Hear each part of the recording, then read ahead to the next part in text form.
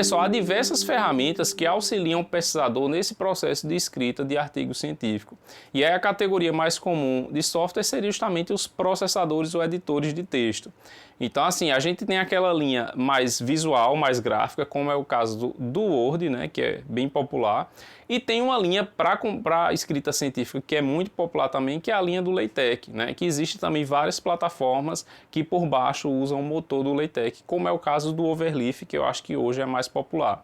Então, o Overleaf, ele permite que de forma colaborativa, você via browser, escreva seu artigo e outras pessoas ao mesmo tempo participem desse processo de escrita. Então, assim, eu acho que hoje, talvez, eu arriscaria dizer que é o caminho mais comum.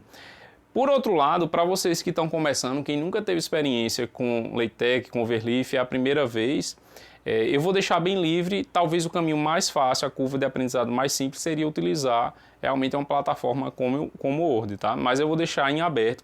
A gente só não vai ter tempo de explorar os detalhes, né, das ferramentas. Então, assim, não dá para colocar no escopo da disciplina a gente ter aulas sobre as ferramentas. Mas, assim, rapidamente, vocês pesquisando na internet, vocês conseguem obter resultado fácil. Se quiser aprender algo novo, aprender LaTeX, Overleaf, pode ir por essa linha, mas eu acho que todo mundo tem conhecimento do Word. Quem não quiser partir para essa linha, continua com o Word, que dá para sair um artigo muito profissional e muito bem feito, tá? Bom, por outro lado, normalmente um artigo não tem só texto, então às vezes você vai ter gráficos, vai ter figuras, vai ter tabelas, então você pode ter software acessório para gerar esse tipo de ilustração, né? Então, desde um software de planilha eletrônica para gerar um gráfico mais simples, até algo mais sofisticado como uma API do Python para gerar um gráfico mais complexo, mas você pode ter ferramentas acessórias para gerar esses elementos para o teu artigo, tá? E outra categoria de software que é bem interessante para a escrita de artigo científico é aquele tipo de software que gerencia as tuas referências, então, ou seja, bibliotecas de referências. Então, assim, para o contexto da disciplina, vocês fizeram um levantamento de 10 ou um pouco mais de 10 referências, vocês não vão sentir tanto essa necessidade.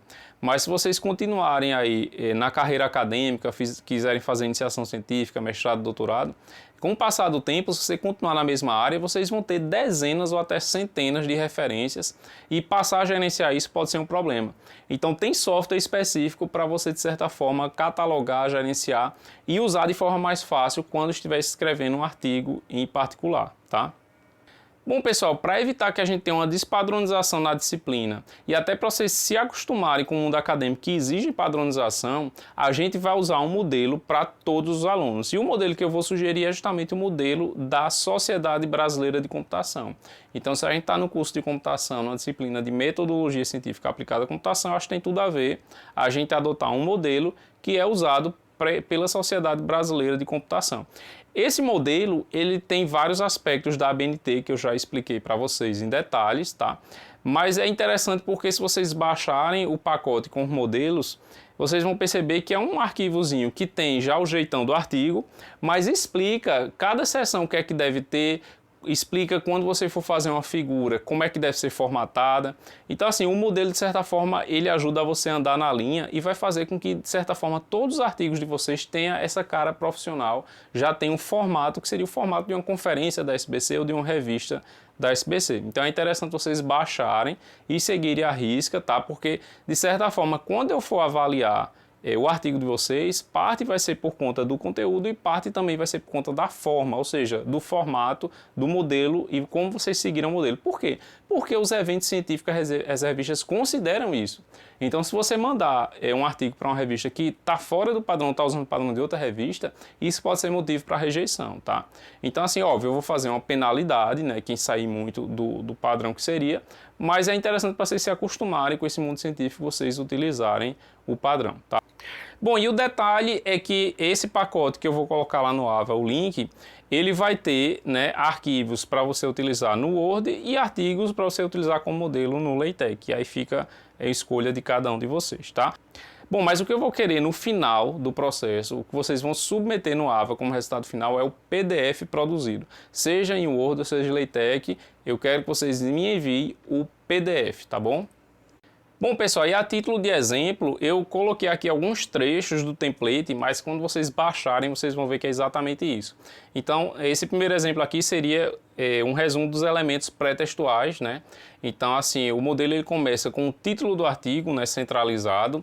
Na linha seguinte, seria a lista de autores separado por vírgula, e aí vocês percebem que no final do nome de cada autor tem um número que seria um índice para a afiliação dele. Então pode ser que mais de um autor seja da mesma universidade. No caso de vocês só vai ter uma afiliação, mas seria um exemplo de você ter parte dos autores de um lugar e parte de outro lugar, tá? Aí a gente tem aqui no caso do autor de correspondência, como eu falei, tem um e-mail, tá? E aí segue com abstract, né?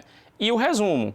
Então assim, minha sugestão, quem não tiver tanta intimidade com o inglês, faz primeiro o resumo, pega o resumo, coloca no tradutor, só revisa o que o tradutor colocou e lança no abstract, tá? Bom, e aí o artigo segue com as seções do artigo. Então, como eu já expliquei, a seção 1 seria a introdução com o conteúdo que eu já expliquei para vocês, tá? E aí no último parágrafo da introdução, vocês vão apresentar um texto como esse aqui, ó. Este artigo está organizado da seguinte forma. A seção 2 contém tananã. A seção 3 explica tananã. Então, assim, vocês vão explicar a organização do artigo. E é interessante que vocês leiam esse texto que está no template, por quê? Porque ele traz várias informações úteis sobre como é o modelo, né? Então, assim, não é só você pensar na formatação de cor, de fonte, de tamanho, não. Leia o texto do template para vocês entenderem o que é que vocês têm que fazer para andar na linha do template da SBC, tá?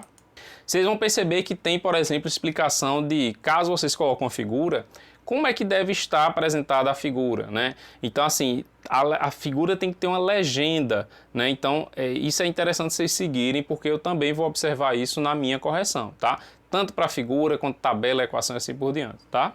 Bom, e lá no final do documento tem informações sobre a padronização das referências, tanto sobre as citações, né, quanto sobre a lista de referências. Então, preste atenção, porque assim, na correção da revisão bibliográfica que vocês fizeram, de certa forma vocês apresentaram uma lista de referência. Só que como naquela época eu não tinha explicado, né, as normas que regem as referências, eu não penalizei muito vocês por conta disso, né? Porque é algo que vocês estavam em processo de formação. No caso do artigo, isso já vai interferir na nota. Então, assim, quem na revisão bibliográfica tirou 8, 7,5, não foi porque fez a formatação errado. Eu não cobrei por conta disso lá. É porque realmente estava faltando alguma coisa, tal. Não ficou legal, ficou faltando, alguém não fez 10, tal. Mas assim, a ideia é que no artigo eu já vou passar a cobrar tanto a questão da qualidade da referência que você colocou, mas também a questão da formatação. Então assim, tenta observar, né, o que é que o template diz e seguir a risca, tá bom? Bom, pessoal, agora é com vocês, né? Acho que em termos de informação, eu tentei passar tudo que eu podia, dado o tempo, né? Então, assim, tanto informação de fundamentação da parte científica, quanto informação mais prática para a escrita. Então, acho que vocês têm agora o ferramental e o conhecimento para conseguir escrever o artigo. E aí, assim, à medida que vocês coloquem a mão na massa, sentem e comecem a escrever, vão surgir dúvidas e aí vocês entram em contato. Então, acho que o processo agora é esse, a gente vai entrar nessa fase bem prática da disciplina, né? E acho que a gente só vai ter mais uma aula, um vídeo que é sobre plágio, né? Então, não influencia tanto a escrita do artigo, né? Então, assim, lógico, todo mundo sabe que tem que fazer um trabalho original e aí esse vídeo vai ser mais para vocês entenderem que existe ferramenta para detecção, as consequências, legislação brasileira. Então, assim, é um material complementar, né? Mas eu acho que vocês já podem, de imediato, quem não começou, né? Algumas pessoas já entraram em contato, eu sei que já estão escrevendo. Quem não começou, começar de imediato a escrever o artigo e entrar em contato à medida que surgem dúvidas, tá?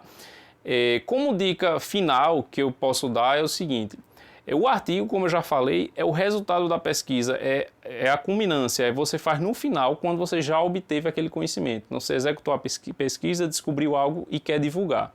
Então, assim, você vai normalmente escrever o artigo pensando no desenvolvimento, tá?